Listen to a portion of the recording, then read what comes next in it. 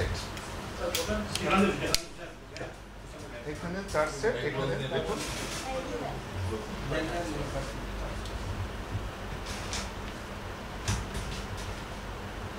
এখানে দেখুন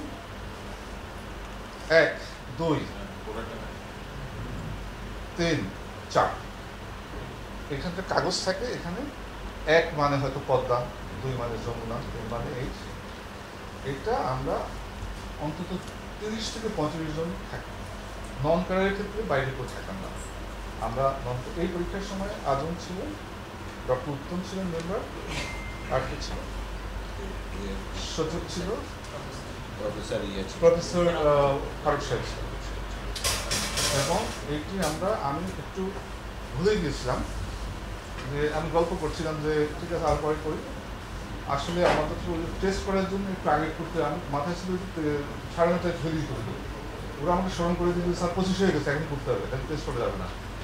9:25 আমি লটারি করছি। লটারিটা করি এই সিস্টেম।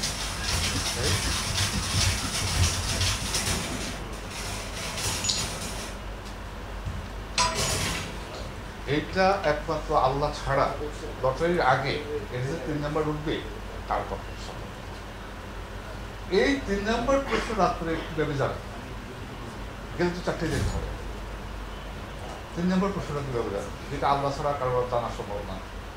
এটা আপনারা বুঝেন। আমি ক্লিয়ার? সব প্রশ্ন আউট হবেই না এটা আমি বলতে পারবো না আপনাকে তদন্তের আগে। হয়েছে এটাও বলতে পারবো না, হয়নি এটাও বলতে পারবো না।